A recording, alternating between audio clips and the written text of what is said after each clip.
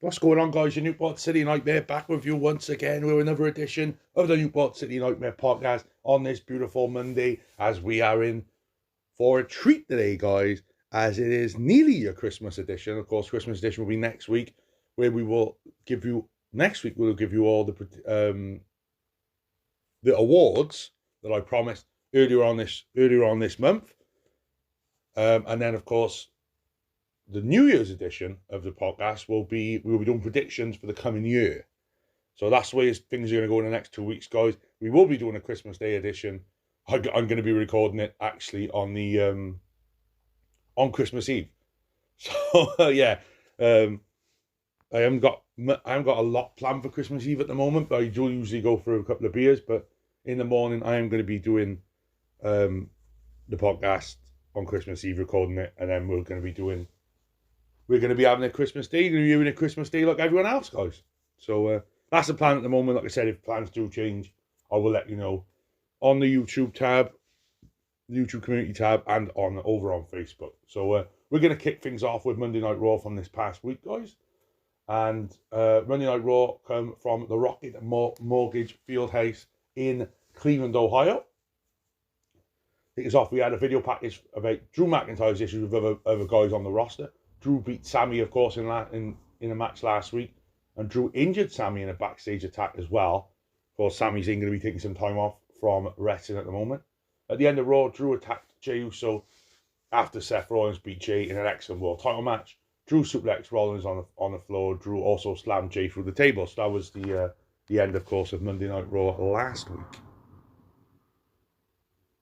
Raw video aired to open the show. An impressive pyro display took place after that, and it was Michael Cole and Wade Barrett on commentary as usual. Scroll down. So to kick off Raw, we hear from Jey Uso. Jey Uso was up for his match. Jey was wearing his Yeet shirt because WWE now has the trademark back, so we can go back to using it. Fans came alive with the up and down it, arms swinging for the motion for him. Jey welcomes us back to Monday Night Raw. I got Yeet back. I'm excited about that one.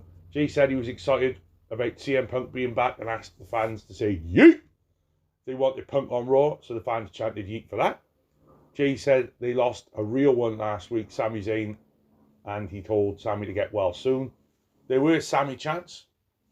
Jey mentioned Drew McIntyre came after Sami, and then he came after Seth and Jey after the main event last week. Jey said that Drew is two-faced. Jey said they were going to settle his business. He's going to settle his business with Drew tonight. And, of course, in WWE, you say their name, they will appear. Out comes Drew McIntyre. Drew McIntyre walked out doing a promo, complaining about Jey Uso as usual. Yeah, nothing new there. Drew said we do not want CM Punk because he's bad for the locker room. Spoiler alert. Drew said he travelled the world with him. He knows what his story is like. Drew mentioned Sami Zayn and looked into the camera and said Zayn did run his mouth a lot. Drew said he was sorry, but he left Zayn with one leg. Drew told Jey that's how you do an apology. Of course, Jey is yet to apologise to Drew McIntyre, and he probably won't. Drew talked to the fans, saying that if somebody hurt a loved one, would you want revenge? Drew asked if they didn't apologise, would you want to take revenge? Some people had their hands up. Drew mentioned a fan named Austin in the front row not having his hand up and called him a coward for not caring about his family. Drew mocked Jey for his hand motion, for making up a stupid word. Jey got the fans to say, yeet! For Drew to get a yeet down. So it's time for the match. Yeah, standard stuff from Drew. So Jey punched Drew a few times, and Jey had a clothesline that sent Drew over the top rope before he went to commercial. We came back from commercial then. Drew sent Jey to the turnbuckle, and Jey hit a jumping kick to the head. Jey jumped off the top with a crossbody for 2. Drew had sent Jey into the turnbuckle, followed by a kick to the gut. Drew picked Jey up off the ground, leading to a suplex. Jey fought back with the punches. Fans shouting, yeet, yeet, yeet, yeet, yeet, with the punches. Drew sent Jay into the ropes, leading to Drew hitting a back elbow. Drew continued to work over Jay with punches. Drew went for the Claymore onto the floor. Jay moved and Drew landed back first onto the commentary table, which looked, yeah, snug to say the least. Jay hit a suicide dive onto Drew on the floor, going into a commercial break. Come back from the commercial break to action. The match continued with Jay punching Drew by the turnbuckle, but Drew did an incredible reach up to the top rope and slammed Jay down. Jay fought back with strikes, but Drew hit a headbutt. Jay sent Drew to the apron, Drew with a forearm, and Drew jumped off the top, but Jay moved. Jay with a kick to the gut, followed by the Samoan drop for 2. Jay charged. Drew moved, and Jay went back first into the turnbuckle. Drew, I should say. Dre, I went to say that. It was just Drew and Jay at the same time. He's coming up Dre. Drew hit a neck breaker, followed by a kip up to show he had a lot of energy left. Drew charged, but Jay hit him with 2 super kicks. Jay jumped off the top rope with the Uso splash, but Drew got his knees up. Drew hit the Future Shock DDT for a 2K, leading to Jay shooting his right shoulder up for 2. Barrett was right in saying that Drew beat Jay with that move a few weeks back. He sure did, 3 weeks ago. Drew pulled the padding off the top turnbuckle while the referee looked at Jay. Drew charged, but Jay hit the spear for 2. It's nice to see Jay hitting a spear as a near fall move, seeing as his Roman Reigns' death finisher. The referee saw the turnbuckle pad down, so Drew put his fingers into Jay's eyes with some blatant eye gouging. Drew hit the Claymore for the win after 70 minutes. Cole called it a disgrace. Good 3-star matchup here. Nice opener for Monday Night Raw, and that seems to be the ongoing theme with Raw at the moment. They seem to have these long opening match and long finishing match. So and that's how you do a good show, really, isn't it? CM Punk being told he would be later on to announce what brand he would be on when they're in the commercial. There was a Shinsuke Nakamura video he spoke in English, Japanese with English subtitles, about how he watched Cody every week talking about finishing his story, yet Cody is no closer to finishing it. Nakamura said that Cody is not good enough and never will be. Nakamura said he will be drawing his own destiny, picking his own story. Nakamura claimed that Cody asked for this. Yeah, standard stuff. We get ready for this match between these two. Judgment Day was shown in their clubhouse. Finn Balor said that the wheels are falling off around here. Rhea Ripley ripped on them for letting Truth get involved last week. Yeah, it was a bit dull. But Ripley noted that Dom and JD lost to the Creed brothers, and Ripley mentioned Dominic losing the NXT North American title at Deadline. Priest took a shot at Ripley and Balor missing Raw last week. Priest said that he and Balor will take care of the Creed brothers when they face them. Ripley complained about Priest saying he was a leader, so Priest argued with her. Ripley was angry about all of this, so she said she'll make an example out of Maxine Dupree tonight. Maxine Dupree and Alpha Academy were backstage with the Creed brothers, who had Ivy Nile with them. R-Truth walked in with some Christmas lights. Oh, Christmas lights. That he stole from the Judgment Day. Chad Gable said he doesn't think Truth is in the group. Truth said he is in the group and he wished them a happy Thanksgiving. Defo Truth. Rhea Ripley, the Women's World Champion, made her entrance for singles action, and we went to commercial. We have Rhea Ripley versus Maxine Dupree. As you can imagine, this wasn't great. Rhea's title was not on the line. There's a big difference in experience level here, yes. Dupree has had 6 matches according to Cole. Maxine got a slap to the face. Rhea followed up with 3 straight clotheslines. Rhea did a lift at Maxine catered with an awkward head scissors that she had to attempt twice to get it right. Yeah, it wasn't great. Maxine drop kicked Ripley into the turnbuckle. Ripley hit a running boot to knock down Maxine. Rhea hit the riptide, which was a bit sloppy, I'll admit that. Ripley trapdoors Maxine, and Rhea applied her prison trap submission move, and Maxine tapped out to end it after 2 minutes. Nothing spectacular here. As you said, it was a bit... the lack of experience for Maxine is very, very telling, and that's not great. But That's what happens when you put matches like this away. After the match, Ivy Nile got in the ring and had to stay down with Rhea Ripley. Rhea held up the Women's Championship and laughed at Nile. Ripley smirked and left. So maybe that's a match they threw on Raw during the Christmas period. A video aired about Carter and Chance partying and having fun since they are the life of the party. They spoke about setting their sights on the women's tag titles. They have a match later. Adam Pearce, the Raw general manager, was shown walking backstage. Pearce knocked on the dressing room door of CM Punk and Pearce went into the room. Commercial time. Adam Pearce then was in the ring, saying that the man he's going to bring out here doesn't need an introduction, but Pearce did it anyway. Pearce had a Raw contract with him. Pearce mentioned knowing CM Punk for 25 years, they are the same age and started in the business around the same time. Yep, he sure did.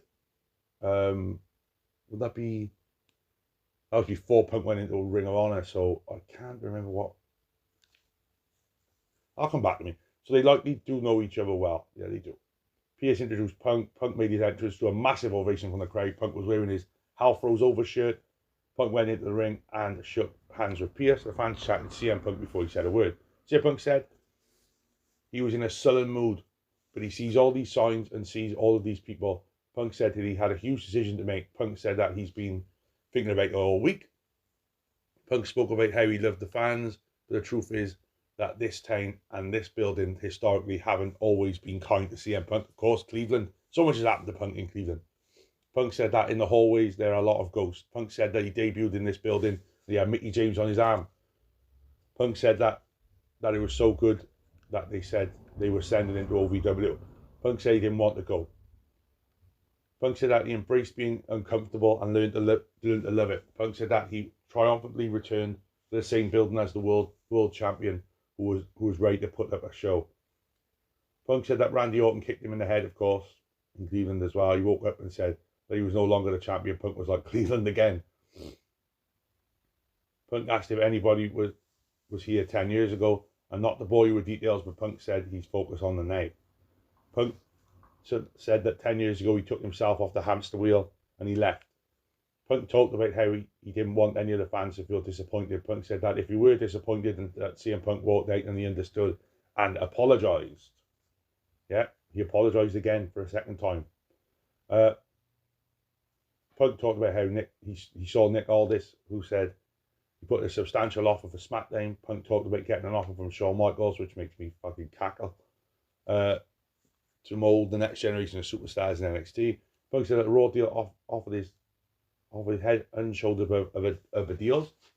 Punk said that in his mind was probably already made up when he looked at the calendar and he saw Cleveland. Punk said that he had to bury those ghosts, right a few wrongs, and his future starts here on Raw. Punk said that 10 years ago, almost to the day, Punk walked out, and now he walks back in no matter how you feel about it. Punk said congratulations to Adam Pearce because the newest Raw superstar CM Punk and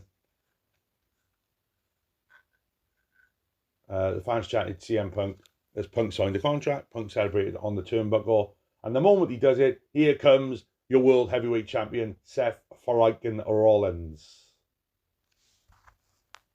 And this is where the juicy stuff starts, as you can imagine. But they're flying through this Raw review at the moment, guys. So Seth really was walked out in a purple jacket and pants along with a black shirt. Rollins got in Punk's face for a stare down while Pearce tried to keep things calm between them.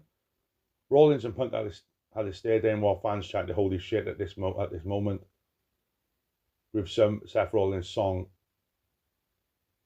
singing. Oh yeah, the fans singing his song. Rollins walked past Punk to grab the microphone.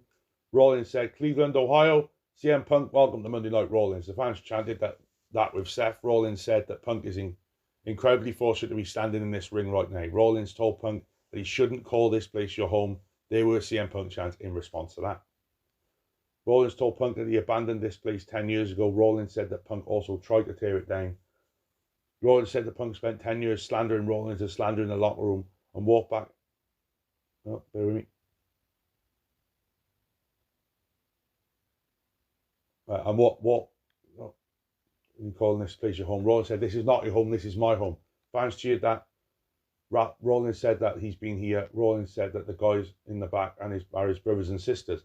Rollins said that everybody in the crowd and at home are his family. So he'll do everything he can do to protect them from Punk. This is very Adam Page in AEW-esque, if you've ever seen that promo. Probably not, because you don't probably watch AEW as much. Rollins said that he didn't want there to be any confusion. Rollins stared at Punk saying, "I hate you." Rollins said that if Punk is going to be in WWE again, then he wants him on Raw. Rollins told Punk that the truth always comes out. Rollins told Punk that we all know that this is Punk's last chance. Rollins said that Punk is going to self-destruct like he always does, and Rollins will slam the door shut on Punk's legacy. Rollins said, if by some miracle, if Punk has changed and he has any gas left in the tank, maybe one day you'll be in a ring and you'll be lucky enough to stand across the ring from the World Heavyweight in a World Heavyweight Championship match. Rollins said he would expose Punk for the fraud that he is. Rollins said that there are levels to this and wrestle circles around him. Rollins said he'll show Punk what it means to be the best in the world. There were CM Punk chants after that. CM Punk says, "Are you done?" Punk said that you're one pass to speak to Punk disrespectfully. Punk said that he has always made it a career of doing things the hard way. Punk called on Adam Pearce, who was on the apron. CM Punk said he is entering the Royal Rumble. Second person to enter the Royal Rumble after Miss Cody Rhodes.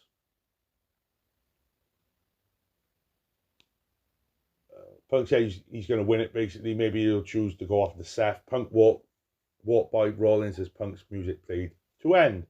Excellent promo. Really enjoyed this. It's hammering home that these two will probably meet at WrestleMania 40 on night 1, but they could do it at Rumble.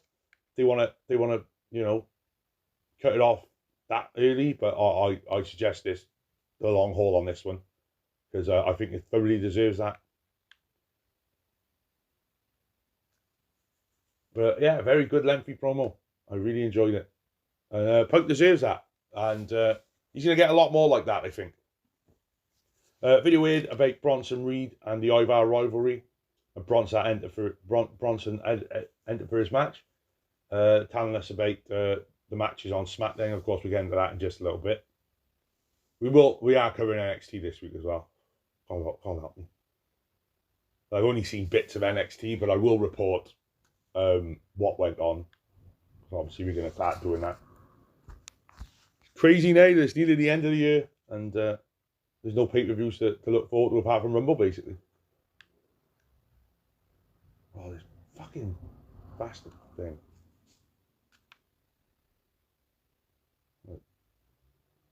Bear with me, guys. Fucking computer decided to want to freeze. But yeah, like you said, that promo was excellent from Punk and from Rollins, especially from Rollins, obviously, because Rollins said the gist of it. But gotta believe that it's going to be an interesting match when they finally go at it. When they finally go at it one-on-one, it's going to be tremendous. We then had Bronson Reed versus Ivar. Ivar attacked with strikes and elbow smashes to start this match. Reed came back with a body block attack to knock Ivar down. Reed whipped Ivar into the turnbuckle. They ran the ropes leading to a double clothesline spot that knocked them both down. They were both on the floor, leading to a long distance stare down. They charged at each other on the floor, leading to a double cross body block. Good spot leading to the break. Come back from the break. Ivar hit an impressive spinebuster for a 2K. Ivar charged at Reed, who moved, and Ivar hit the turnbuckle. Reed went up top, but Ivar knocked him down, followed by Ivar hitting a clothesline on Reed on the apron. Ivar hit a cannonball off the top rope onto a standing Reed on the floor. That was impressive, with Ivar hitting hard on the mat. Back in the ring, Reed and Ivar battled by the turnbuckle. Reed stood on the top rope and hit a superplex. Reed covered with one arm on the chest for the pinfall win after about 10 minutes. Yeah, Bronson Reed, what a good match as well. Two big boys going at it. Another 3-star match, if you ask me. I have this every week, personally. Just two big boys smacking meat. CM Punk was shown backstage then with his phone in hand. Punk walked up to the Judgment Day without Rhea Ripley there. Punk asked without Rhea. Damien Priest welcomed Punk to Raw and said that he hoped Punk would be one to finish the story, because when he did, Priest would be waiting. Priest showed Punk the Money in the Bank briefcase. The Judgment Day left while Punk just stared at them. Cole said the landscape has changed a lot in 10 years, and that is very true. These segments with Punk talking to like different people backstage, I think, is good because it teases future matches. And that's always good. Wouldn't mind seeing Priest versus Punk. That'd be a really good match. Judgment Day's Priest, Balor, Mysterio, and JD McDonough entered for a promo, then went to commercial. Only a commercial, Brander. We come back from commercial. We hear from the Judgment Day. Damien Priest, Finn Balor, Dominic Mysterio, and JD McDonough were in the ring for a promo. Priest wanted us to rise for the Judgment Day, and Balor wanted us to rise for the only two-time undisputed WWE Tag Team Champions, Priest and Balor.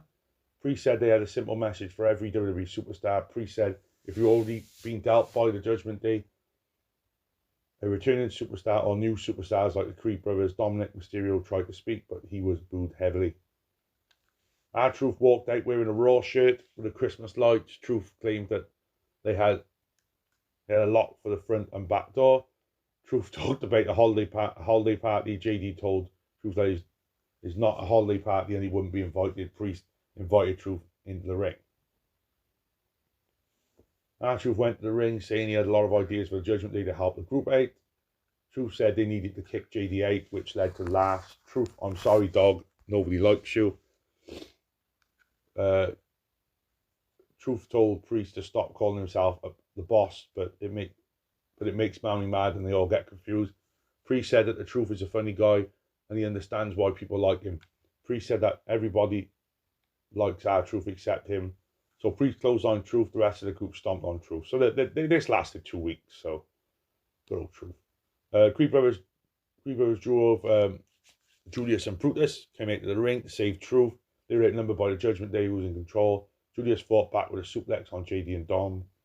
Julius dropkicked Balor off the apron to the floor. The Creeds hit a double spinebuster on Priest. Judgment Day retreated to end it. So this is setting up, of course, a tag title match. I think it's going to be next week.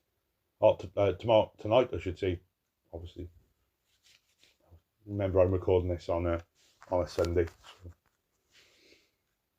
CM Punk was backstage with Drew McIntyre and Raw GM Adam Pearce. Drew said that he didn't care about CM Punk's story or Cody Rhodes' story because Drew is going to finish his story.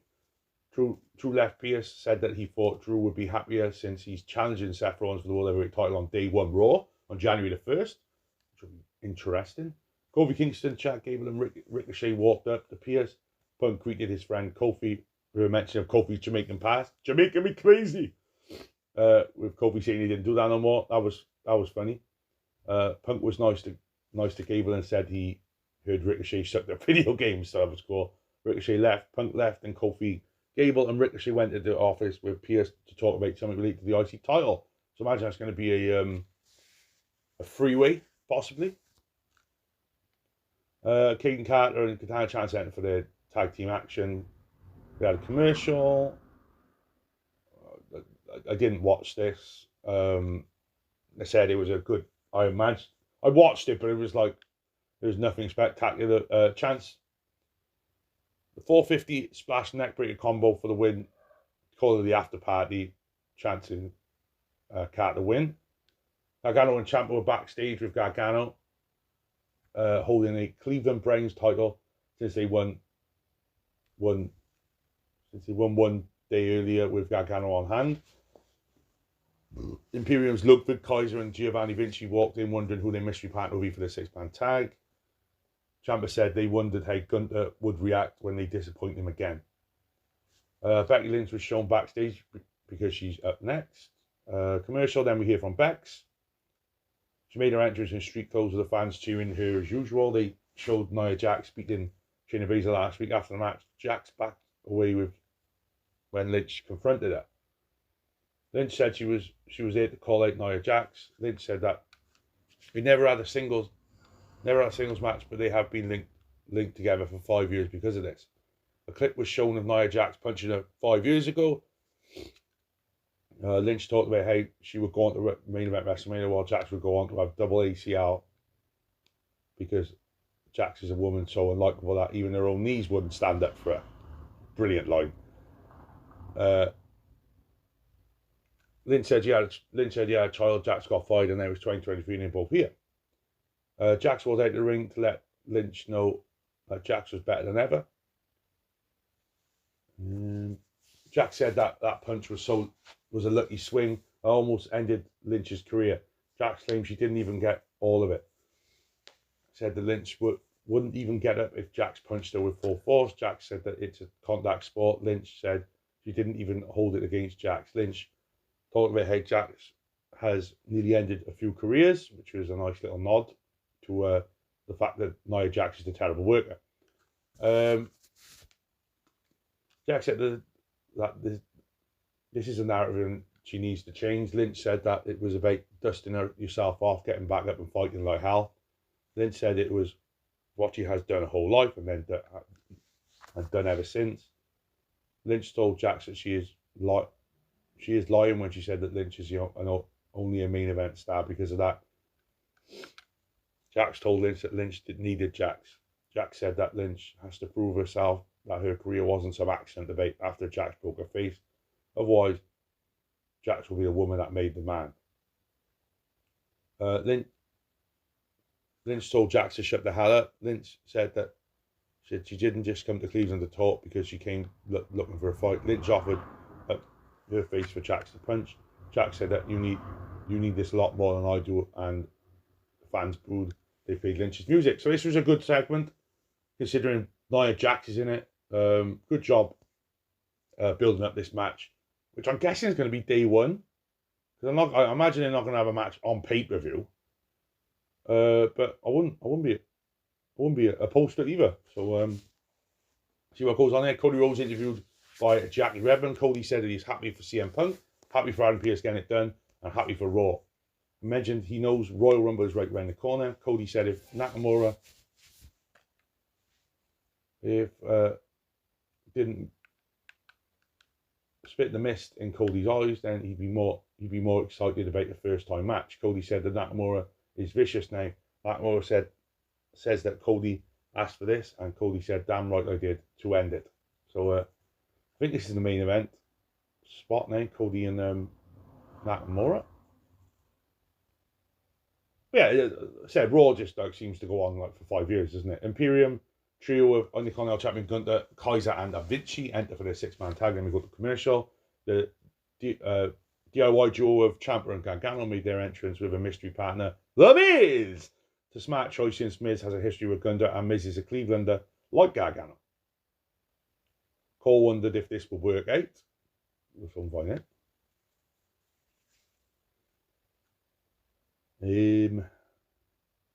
How lucky.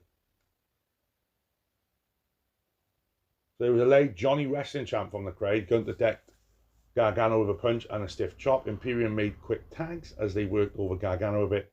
Ciampa tagged in with a jawbreaker followed by a clothesline. Ciampa ran the ropes. Kaiser pulled open the rope and Ciampa bumped to the floor. Gunther hit a boot to the face of Ciampa while on the floor to lead to the break. Come back from the break, Gunther was there for his team as he kicked off Miz off the apron to the floor. Vinci tagged in with a crossbody on Ciampa. Vinci charged. Ciampa moved out of the way and Vinci hit the turnbuckle. Gargano tagged in with a kick on Kaiser, followed by a bulldog combo move. Gargano hit a slingshot spear on Kaiser for the 2. Gargano avoided Vinci, who went tumbling over the floor. Gargano slipped out of a Kaiser move and Gargano hit a super kick.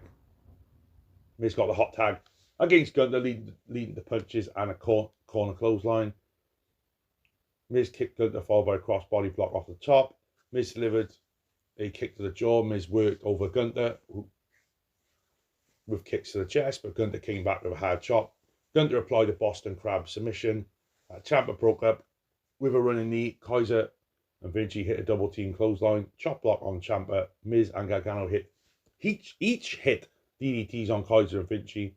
Gunther was back up with a kick to knock down Johnny Gargano. Miz tripped Gunther, leading to Miz applying the figure 4 leg lock, which always looks fucking dreadful.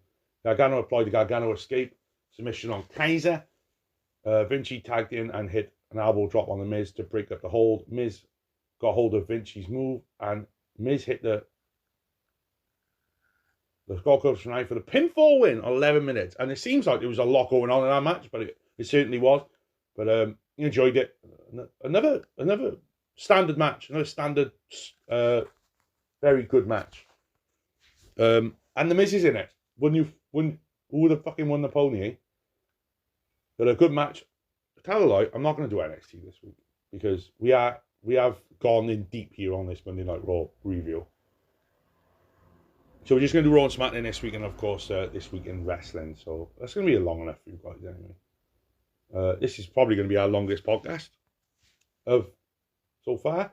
They then told us what's going on next week, which of course is going to be tonight when you hear this. Undisputed Tag Team Champions, the Judgment Day against the Creed Brothers. The Women's Tag Team Championships on the line is Chelsea Green and Piper Niven are going to go against Katana Chance and Caden Carter. I think this is going to be the last Raw of 2023, right? Or the final Raw of 2023. Because I think... Is Christmas Day going to be a... Oh, here we go, a fucking game. How you guys make this? I should really write it all down. I'm using someone else's one really, but I haven't got a laptop at the moment. It's hard to do. So these are my thoughts as well. I just go, it's like a bit of a. So yeah, tonight on Raw is obviously the final Raw of 2023 because Christmas Day is the best of show. And of course, Monday is New Year's 2024. Shinsuke Nakamura made his entrance for the main event. We have a commercial. Ryuta was shown of CM Punk announcing he's going to be on Raw. Imperium Trio of Gunther, Kaiser, and Vinci were backstage with The Miz walking up to Gunther asking for another title match. Gunther said that he'll grant Miz a title match again, but Miz can never challenge for the title again as long as Gunther is champion. Done. That's a match to look forward to in the future. So imagine that could be day one. So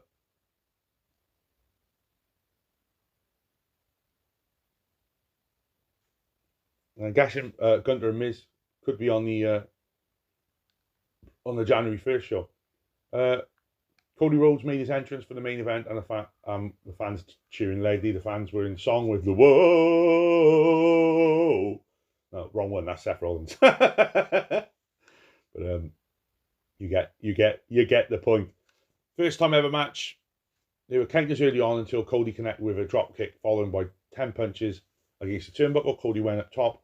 Nakamura kicked him to stop that, and Nakamura hit a running knee to the ribs. Nakamura did a sliding kick to knock Cody out of the ring to the floor.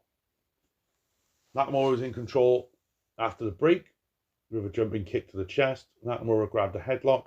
Cody broke free with an uppercut. Cody went for a Cody cutter off the ropes, but Nakamura avoided it and applied an armbar. Nakamura got out of the crossroads attempt, and Nakamura applied an armbar again. Nakamura kicked Cody against the ropes, leading to Nakamura sliding reverse German suplex. Nakamura jumped off the middle turnbuckle with a knee to the jaw. Nakamura charged, but Cody drop kicked the leg to stop that. Cody did a dragon screw leg whip. Cody wrenched on Nakamura's left leg against the ropes. Cody hit a face first suplex to send Nakamura into the mat. Cody applied a half crab submission until Nakamura got to the bottom rope to break the hold, and Nakamura left the ring, so Cody hit a suicide dive into the barricade. As we went to commercial, show returned with about 7 minutes left as they did a double clothesline to knock both guys down. They got into a slugfest. Nakamura hit a forearm to the head, but Cody came back with a running elbow. Cody hit the power slam. Nakamura trapped Cody in a sleeper hold on the mat with Nakamura using his legs around the waist. Cody got back up to his feet and Cody fell backward while Nakamura was on his back. Cody hit a disaster kick for 2. Cody did punches doing the old Dusty combo. Megan Dream, baby. Followed by an elbow smash to the head. Cody hit the Cody cutter off the ropes. Cody went for the crossroads. Nakamura slipped out of it, and Nakamura spit the red mist into Cody's face. Referee was right there, so he saw it. Disqualification after 18 minutes. So, good match between these two talented veterans. And I imagine we're going to run it back down the road. Maybe on January the 1st, maybe later on. But it was a good match. The final match of 2023 for Raw. After the match, Nakamura stomped on Cody on the mat while Cody was selling the idea that he couldn't see, well, because of the mist in his eyes. Nakamura drop kicked the back of Cody's leg, and Nakamura hit a running Kinshasa knee to the back of the head. Nakamura brought the steel chair into the ring. Three Rivers ran out of the ring, and Nakamura left the ring. Cody was handed a towel while the referee used a water bottle to help Cody clear out of his eyes. When Cody left the ring, Nakamura returned with a running knee strike. The Creeds were in the ring while Cody was on the help. Nakamura was booed as he left while Cody continued to sell the attack. End of the show. So yeah, not a bad Raw. And you've got to think Raw was a good 7 out of 10 this week. So nothing spectacular, but great opening and a great ending and a great middle with Punk. So they all their boxes. And accordingly, it was a 1.8 million. This 1.5 million overall. But I think in the ratings, I think it was like a 1.8 just for Punk and Rollins. So Punk's doing something right. So you know, I think he's doing something right very well. But I'm very happy with that. And we're going to get on to SmackDown in just a little tippy. So yeah, let's get on and do SmackDown. Show us review SmackDown from Friday night. Of course, it was in Green Bay, Wisconsin. Of course, last week's episode was the SmackDown tribute to the troops. It ended, of course, with Orton and LA Knight beating the Bloodline. So let's get into this week's SmackDown, which, of course, had one Roman Reigns coming back to work for once. So the show started with a tribal chief, Roman Reigns, making his entrance with Solo Sikoa, Jimmy Uso, and the wise man, Paul Heyman. Together, they are known as the Bloodline, of course. Took about 4 minutes for Reigns to get into the ring, as usual. Reigns comes in, does his usual stick. Green Bay, acknowledge me. There's a lot of boos with some cheers. Reigns told them to shut their mouths. Reigns said he was here to celebrate the Christmas season and the holidays. Reigns said it was promotion season because he's a good boss. Reigns said when somebody is doing good, they let them know, and if they're doing bad, then they smash them. Reigns said that this is about one man. Reigns said that this man understands what it means to keep this family at the top of the mountain. Reigns spoke about how if something happened to him, this is the man that is next in line, and Jimmy Uso thought it was him. They were Randy chants for Orton, so Reigns said this ain't for Randy. Reigns said that this is the next tribal heir, the next tribal chief, and he told Jimmy to congratulate Jimmy's brother, Solo Sikoa. Reigns hugged Solo. Reigns told Solo he loved him. Jimmy thought it was him the whole time, so it made it funny. Randy's music hit as the Viper entered to a big pop. Reigns wasn't happy about it, and the show went to break. Sorry about the noise, guys. I do have my window open because my cat has to come in when she wants to. This is a nightmare, as you can imagine, at this time of year with the coldness, but it is what it is, guys. It is what it is. So yeah, we had a commercial then. Back from commercial. Bear with. Randy Orton was on the apron as his music kept on playing. They were laid Randy chants for Orton. Orton got into the ring saying that for 18 months he had been thinking about this moment and what he was going to do in the trade. Orton told Reigns he was coming for him, I should say. Orton says that Reigns took 18 months away from him, so Orton will take away everything from Reigns. Orton said that it starts tonight and ends at the Rumble because he is challenging Roman for the WWE Championship. There were more Randy chants. Roman Reigns said, by the sound of the fans, it sounds like Orton deserves it. Reigns said he hasn't thought about Orton for 18 months at all. Reigns told Orton he hadn't done anything to earn this opportunity, so he could go back to the back of the line. Already. Wow.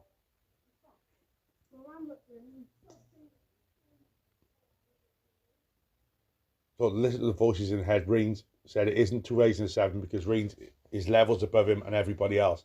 Reigns told Orton that it wouldn't be 18 months of vacation because it would be retirement and Orton would never come back. Orton replied saying maybe Reigns was right. Orton said that Reigns has changed for the better. Orton spoke about how Reigns wasn't just a historical champion, he was a legend. Orton claimed that he has changed and evolved too. Orton said that the one thing he will always be is a legend killer. Fans cheered that Orton went for an RKO. Reigns slipped out of it. Orton told Reigns he should start thinking about him. Orton claimed the voices in his head just told him that Reigns might just have crapped his pants, which is funny. Orton also said Daddy's back. Orton left the ring while Reigns was furious. Yeah, nice little start to SmackDown with Mr. Randy Orton. Commentary team was Michael Cole, Ken Patrick, and Corey Graves as they welcomed us to the show. A video aired about former NXT and former two-time NXT North American champion Carmelo Hayes. Showed highlights from Melo in the ring with a promo about how the US title tournament is his moment. Grayson Waller made his entrance for his match with Carmelo Hayes. That match was next. We then had a commercial. Hayes made his entrance. Logan Paul was shown doing a cell phone promo, trashing Hayes while supporting his buddy Waller. The reaction from Melo was okay, but not that big, which is to be expected. He's from NXT. Not everyone's going to know Melo. Except we then had the US Championship Contenders Tournament quarterfinal. Grayson Waller versus Carmelo Hayes. Melo connected with a dropkick. Melo held Waller with an armbar, leading to Waller punching Melo in the face. Melo came back with a chop. Melo came to the suplex into a cradle. Waller was back up with a jumping side kick. Melo got head scissors, followed by a kick that trapped Waller against the ropes. Melo hit a springboard leg drop to Waller. Melo hit a springboard clothesline, followed by Melo clotheslining Waller over the top rope. Then we went for a break. Match continued with Melo missing a move off the top rope, and Waller jumped back into the ring with a flatliner for the count of 2. Melo came back with a clothesline along with a pump kick. Melo spun around Waller's upper body, leading to a facebuster in the mat. Melo went to the turnbuckle, but Waller trapped him up. Waller hit an impressive spinning leg drop to the back of the head for a 2 count. It was a cool move, with the announcers getting very excited about it. Melo came to the move into a victory roll for 2. Melo hit a super kick followed by a springboard DDT for 2. Waller pulled on Melo's arms against the ropes. Waller charged, but Melo hit a lung blower with double knees, which I think he calls, I can't remember what he calls it. Melo went up top to hit nothing but net, the leg drop for the win and the pinfall after 11 minutes. Good little match. These two, of course, have history in NXT, so we knew it was going to be a decent match. Melo, good debut here on SmackDown, and he will face the winner of Austin Theory and Kevin Owens. Randy Orton was shown walking backstage when he walked at Dwelly Knight. Orton said that he didn't need Knight's help out there. Knight said Orton knows how those numbers work. Orton said that they were good, so Knight should stay out of his way. Knight claimed that there was one man who was going to take everything from Roman Reigns before everybody else, and it's LA Knight. Yeah. So yeah, they're pumping up that there's multiple challenges for Roman Reigns going into the Royal Rumble, so it's always good. Always made his entrance for his match with a brace on his hand. This Monday Raw, Seth Rollins addresses his day 1 match with Drew McIntyre, but what's obviously this is going to be tonight. Plus Gunther faces The Miz for the IC title, and the Judgment Day defends the WWE tag titles against the Creed brothers. So 2 title matches on Raw now. That's going to be on the day 1 show. Of course, Christmas Day Raw will be taped best of style. We then had a commercial video aired about Kevin Owens injuring his right hand. Orton had a brace on his right hand to sell the storyline injury. After Fury made his entrance, they showed Logan Paul doing another cell phone promo. Paul mocked Owens for his look and saying he was embarrassed with a tank top look. Yeah, whatever. We're ready for Austin Fury versus Kevin Owens. We've been here before with these 2 men. Over the US title as well. Owens knocked down Fury with a shoulder tackle followed by an armbar. Owens got a lefty roll-up Owens hit a lefty chop, but Fury overpowered KO with punches. Owens hit a back elbow as well as a senton splash. Fury bailed to the floor. They battled on the apron with Owens kicking Fury from the apron to the floor. Owens hit the cannonball off the apron, or as Corey Graves would say, hit the deck. Off the apron onto Fury on the floor. Back in the ring, Fury rolled out the ring to the apron. Fury did a neck snap across the top rope, followed by Fury hitting a drop kick with a leg slap. Fury suplexed Owens on the apron, leading to a break. Commercial. Owens, when we come back from commercial, Owens was in control of a headbutt. Owens went up to the top and hit Fury with a frog splash, but he was too hurt to cover right away. Owens covered after a few seconds, leading to a 2 count. Owens jumped off the top rope with a swanton bomb, but Fury blocked by getting the knees up. So Fury covered for 2. Fury got a bit of offense, although Owens came back with stomps to the body. Owens hit a kick to the gut along with a shoulder tackle, atomic drop, and Owens hit a one-arm DDT for 2. Owens tried to pop a powerbomb and then he sold a hand injury walk over that move, and Owens hit a super kick. Owens ran up the top rope, so was sitting on the top rope, and Fury jumped to the top, leading to a top rope springboard Spanish fly for 2. Left the ring, where Fury was in control of a suplex onto the barricade, along with Fury hitting a clothesline. Owens got into the ring before a 10 count. Fury hit a rolling blockbuster neck breaker for 2. Owens managed to set up Fury upside down against a turnbuckle. Owens hit a cannonball splash against the turnbuckle.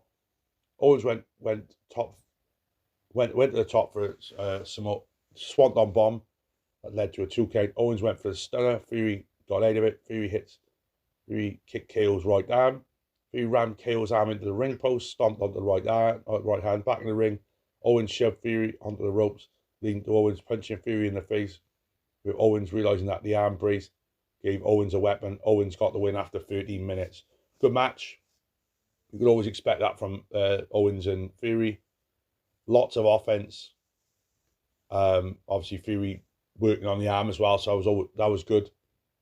And Owens will face Carmelo Hayes next week on SmackDown. Of course, SmackDown's taped for this coming Friday. So Final 4 will be Bobby Lashley versus Santos Escobar and Kevin Owens versus Carmelo Hayes. They can go either way with this. I think what he could do is Santos Escobar beat Bobby Lashley, and then Owens beat Hayes, and then Owens wins the tournament by Escobar being screwed over by Ray. I think that's being screwed over by a returning Carlito, maybe. I think that's the direction they're going to go in. That'll be interesting. Roman Reigns was shown in the Bloodline's dressing room. Reigns complained about what Randy Orton said. Jimmy Uso claimed he could silence Reigns, but he thinks that it could be a chop for the tribal heir. Reigns told Jimmy it was promotion seasons with, if you can silence Orton, you can get whenever you want. Jimmy yelled, yeet. So Reigns said it him, and Jimmy said, no yeet, to end it, which I thought was funny. Went to a commercial, come back. There was members of the Green Bay Packers at ringside. Yeah, nobody cares. A video aired about Karrion Kross talking to us about an urgent world event. Kross said that when he walked through the door, everything was set in motion. Kross said that this is a new beginning and everything's about to crumble. Kross asked if we can see it yet. Kross, soon you will. So looks like something's going on with Karrion Kross. Nothing's going on with Karrion Kross at the moment, so anything different and Karrion Kross start pick up wins would be good for him, I think. Kevin Owens was shown walking backstage with Cameron Grimes, congratulating Owens on the win. Kayla Braxton walked up to Owens, asking about his upcoming match with Carmelo Hayes. Owens said he liked Hayes, who showed up for the interview. Hayes told Owens he had a ton of respect for him. Hayes claimed that he needs this more than Owens does. Melo said, "You're not going to punch me in the face, and you're not going to little bro me either." Melo left while Owens wasn't sure what Melo meant there. Well, yeah, Melo trying to get in the head a little bit before his match next week. The announcer spoke about Charlotte Flair's injury. So yeah, she's injured for 9 months after that bit of a sloppy match against Asuka. She's torn her ACL. So yeah, she's out for a while. Best wishes to Charlotte. So hope she gets back quickly. So she's missing WrestleMania. So there's a spot there. There's a spot there at WrestleMania. She's unlikely to even maybe get the SummerSlam, but that's not great. Video here about Damage Control with Bayley talking about her plans for the group from day one. Bayley talked about Io Sky's greatness as a WWE Women's Champion. Bayley talked about the Kabuki Warriors duo of Asuka and Sane becoming the Women's Tag Team Champions, and Bayley said that Dakota Kai was the mastermind of the group. Bayley said Asuka and Sane will become Women's Tag Champions. Bayley will win the Royal Rumble and take the Women's title from Rhea Ripley. They all laughed. So did I, because Bayley isn't going after Rhea Ripley. She's going to be going after Io Sky after they all jump her at one point. So the Kabuki Warriors duo of Asuka and Kairi Sane make their entrance. Mia Yim and Zelina Vega attack from behind. Yim and Vega went to the ring because that tag match was after the break, and we go to commercial. Yeah. Good to see Kairi back. Love Kairi. So yeah, we had Kabuki Warriors next against Zelina Vega and Michin. The heel team of Sane and Asuka early in the match. Asuka and Sane hit running kicks to the body of Michin. Asuka applied an armbar leading to a hair pull on Michin. There was a backslide pin by Michin for 2. Asuka got back up with a clothesline for 2. Yim hit a vertical suplex. Yim kicked Zayn away and Vega tagged in with a clothesline. Vega hit the boot to the face of Zayn, followed by a running knee for 2. Vega hit a hammerlock DDT on Zayn, a la Andrade. Vega went for a 619 kick, but I think Zayn avoided it, hitting a spinning back first. Asuka tagged in with the Asuka lock submission. Vega fought out of it and countered it into a pin for 2. Michin tagged in with a headbutt to Asuka, followed by a cradle, leading to Michin bumping to a butt. Zayn broke up the pin attempt. Vega went after Zayn on the floor, leading to Zayn giving Vega an Alabama slam onto the commentary table, which was nice. Michin hit an overhead kick to Asuka. Kai was on the apron to distract the ref, so Bayley shoved Michin off the top rope. Asuka kicked Michin down. Zayn was legal. Zayn went up top, and Zayn hit the insane elbow on Michin after 6 minutes for the win. Decent match. Nothing spectacular. Solid matchup. And you've got to think Asuka and Kairi Sane are going for the women's tag titles in early 2024. It showed Jimmy Uso and Solo Sikoa in the dressing room. Jimmy said that Roman and Paul were talking for a long time. Jimmy asked his brother Solo if he would tell him if something was going to happen to him. And Solo said, "I'm your brother." And Solo extended his fingers on his right hand. That was all Solo said. So getting ready for the Randy Orton, Jimmy Uso coming up. There was a taped promo from Santos Escobar talking about the US title tournament. Escobar spoke about how he was going to take what he gave to Logan Paul and he'd become the US champion. Bobby Lashley was backstage in the locker room with the Street Profits duo of Montez Ford and Angelo Dawkins, talking about the match with Escobar next week. There's nothing really of note to add to what I've written to what has been put down here. Like I said, next week, US title tournament, Bobby Lashley versus Santos Escobar. That's going to be interesting. I think that's going to be a really good match because Escobar can really go, and we all know Lashley can go. Owens versus Santos Escobar. Owens versus Carmelo Hayes. Dragon Lee versus Butch for the North American title. And I think we got a Holiday Havoc 8 women's tag match, which is basically like Damage Control against Jobbers and Bianca. Yeah, I think it's Bianca, Shotzi, Michin, and Zelina against Bayley, Io, Asuka, and Kairi. That has been taped already, so you probably know the spoilers by now. But that's going to be taken on this Friday. That's going to be interesting. Randy Orton made his entrance for the main event. Jimmy Uso made his entrance on his own, which was nice. No Solo Sikoa coming out at the beginning, anyway. And it's nice to see Randy in another main event as well. Nice to see that Randy's not going to be, Randy's actually getting involved. Not, coming back and not having a match for 6 weeks. All right, maybe Punk's doing that, but there's no point you having Punk in like some meaningless feud. This is meaningful. So Orton took control early and went for the DDT off the ropes. Jimmy slipped out and went to the floor. Jimmy said time out as the show went to break. Orton remained on offense with a belly to back suplex onto the commentary table. The fans were chanting one more time, so Orton did it again. They were back in the ring with Orton punching Jimmy 10 times with the fans chanting along with him. Orton did his usual bit, stomping on Jimmy's limbs. Jimmy went for a kick. Orton caught the foot, and Jimmy came back with a spinning kick to the head. Jimmy worked over Orton with punches. Jimmy hit a running hip attack against the turnbuckle. Jimmy did some choking while Orton was against the middle rope. Jimmy worked over Orton with punches, but Jimmy hit 9 of them, and Orton hit the thumb poke to the eye. Orton showing his heel tendencies as usual. Orton wanted the DDT off the ropes, but Jimmy countered it with a back body drop over the top to the floor as we went to break. Again. God, so many breaks on these shows, isn't it? Fucking, I should know that. I've been watching wrestling for, fucking 28 years at this point. The match returned with Orton hitting a power slam. Jimmy went to the apron, which was a big mistake as Orton hit him with a kick, and Orton hit the draping DDT, leading to Cole calling it vintage Orton as usual. Orton set up for the RKO, but Solo Sikoa's music played to interrupt. That led to Orton staring at Solo, walking down to the ring. LA Knight's music hit as Knight went after Solo with the punches. Jimmy tried to attack Orton from behind, but Orton was ready with an RKO for the pinfall and the win, and a 15-minute win as well.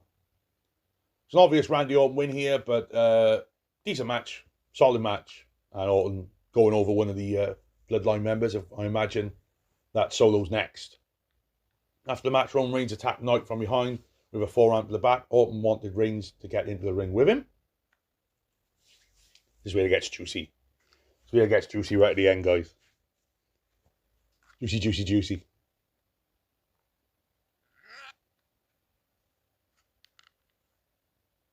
If it lets me. Of course not. Of course not. We'll get there, guys. We'll get there. I said, nearly at the end of the podcast. Guys, the longest podcast in podcast history. And we're probably going to get... This is probably going to be something going on every week. It's probably going to be this long every week now. So we're going to try and shoot for at least 40 minutes every podcast now. An hour would be nice as well. Obviously, this is going to be a longer one. Reigns going with Orton as he exchanged punches then. Jimmy was backed up with a forearm to the back of Orton to knock him down. Reigns stomped on Orton repeatedly. Knight was back in with punches for the Bloodline guys. Solo Sikoa joined the fight with punches for Knight. So it was 3-on-2 babyfaces. AJ Styles' music hit as AJ Styles made his phenomenal return after nearly 3 months away. Is it 3 months? Well, yeah, I suppose it would be. End of October. Or September time, wasn't it? Yeah, end of September, sorry. Styles was on the apron and he hit the phenomenal forearm on Reigns. Styles connected with an enziguri kick then on, I think it was Solo. Knight hit a clothesline to clear the ring. The Bloodline retreated while the three faces stood tall in the ring. Styles grabbed Knight and Styles nailed Ali Knight with a clothesline, which was like, what? What's going on here? Styles then stared at the Bloodline. Styles walked away from the Bloodline as the fans booed. Which is AJ gonna be like a tweener? Randy Orton's music played then as he stood in the ring with Knight. The announcers went over the matches coming up for next week's show. Orton and Reigns continued to stare at each other from a distance. That was the end of the show. It's not a bad SmackDown. I think Raw was better this week. Probably because obviously we had the fact that Punk was signing with Raw, and it was a big match with Drew and Jay to kick us off in the show. But a lot going on at the end of SmackDown, and that's what you like to see. A nice, and like I said, I'll give it another 7. I think they're both on par this week. Both on par this week for the very good SmackDown. We had a good ending, and with a good couple of matches in the tournament. And Carmelo Hayes, of course, debuting. That's always nice. But we've got to think what's going to go on with who's going to face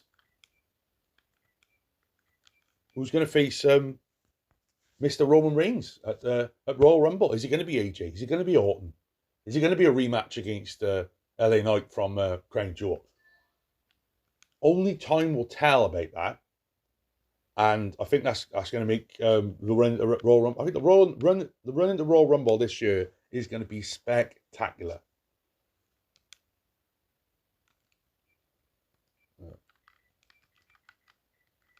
So I'm just about to go on to this day in wrestling, guys. But I couldn't remember. I couldn't remember what date it was today because obviously I'm recording this on a Sunday. But it's December the 18th as this is being brought out. So we'll have a look at that for this day in wrestling. And then we're going to get out here. Just remember, next week, guys, we will be here as normal. I'm going to give you all the awards going out. We'll go over the Raw that was tonight. Obviously, it's going to be matches that we've already seen. So I'll just go through. It'll probably be a lot less longer than it was today, the podcast. Because obviously SmackDown will be obviously a good show, but we'll do the awards next week. And like I said, we'll go through Raw and we're obviously not going to go through it in deep dive like we did today. Like we're going to do trying to do every week now. Like I said, if I don't feel great, then we won't deep dive, but we deep dive today. So let's stay in wrestling. In 1995, mere days after being let go by WWE, Medusa, otherwise known as Alundra Blaze in WWE, made her return to WCW on Monday Nitro. Return went down in wrestling history as it saw Medusa, still in possession of the WWF Women's Championship, dumped the title belt in the trash can on live TV, an unparalleled act of disrespect in professional wrestling. Medusa was later inducted into the WWE Hall of Fame, so fucking pigs on roundabouts, eh? We then go on to the year 2000. The Rock and The Undertaker defeated Edge and Christian on Monday Night Raw to win the WWF Tag Team Championships. They would hold the belts for just one day. Yeah, crazy, eh? 2004, we go then to WWE paid their tribute to the troops. Special at Camp Speaker in Tirak, Iraq. The main event saw Eddie Guerrero and Rey Mysterio defeat Kurt Angle and Luther Reigns, no relation to Roman. 2005, WWE Armageddon took place at the Dunkin' Donuts Center in Providence, Rhode Island. In the main event, The Undertaker vanquished Randy Orton in a Hell in a Cell match. Kid Cash defeated Juventud Guerrero to win the WWE Cruiserweight Championship. Yeah, I've done that Randy Orton Undertaker match on my channel the other day as well, WWE 2K23. Done that last week. So 2010, Ring of Honor Final Battle took place at the Manhattan Center in New York City. On the card, Roderick Strong defeated Davey Richards to win the Ring of Honor World Championship. In the main event, Al Generico defeated Kevin Steen in a fight without honor. Oh, I remember that match was brilliant. Not as good as Ladder War. I think the Ladder War match is actually better. The loss meant Steen was banished from Ring of Honor. Generico would have had a massive loss, which he never. 2011, WWE TLC Tables, Ladders and Chairs took place at the Royal Farms Arena in Baltimore, Maryland. During the event, the Big Show defeated Mark Henry for the WWE World Heavyweight Championship. Immediately after the win, Daniel Bryan cashed in his Money in the Bank briefcase to unseat the new champion. In the main event, CM Punk kept hold of his WWE Championship win in a triple threat win over Alberto Del Rio and The Miz. Things never change. 2011, the first taping of TNA Wrestling's Ring Ka King program took place. RKK was a program taped in Pune, India, and made for Colors TV in India. At the first taping, Matt Morgan defeated Scott Steiner to become the first ever Ring Ka King heavyweight champion. Probably the only fucking belt he won as well. 7 years later, in 2018, on a taping for SmackDown to broadcast on Christmas Day, Rusev defeated Shinsuke Nakamura in Fresno, California to win the United States Championship. Oh, Miro, eh? 1 year later, in 2019, in the main event of the weekly NXT TV show on USA Network, Rhea Ripley defeated Shayna Baszler to win the NXT Women's Championship at Full Sail University. Baszler's reign had been the second longest in title history. After the match, NXT fans were invited into the ring to celebrate with Ripley in one of the most iconic scenes in the brand's history. Yeah, great night that. Remember that? That's when NXT was like actually fucking reviewable, to be honest. 2020, Sami Zayn. I still like NXT. I just don't review it from week to week. It's just one of them things. Sami Zayn presented his first edition of the Sammy Awards, where he was surprised when Big E won the Superstar of the Year category. I think a week later he beat him as well for the IC title. So that's this week in wrestling. There's some notable wrestling birthdays. Eric Escobar, 1979. Trish Stratus, 1975. Rob Van Dam, 1970. Stone Cold Steve Austin was born on this day in 1964. And Sputnik Monroe in 1928. So, that's your bloody lot, guys, I think, for this week's podcast. I hope you guys have thoroughly enjoyed it. I have.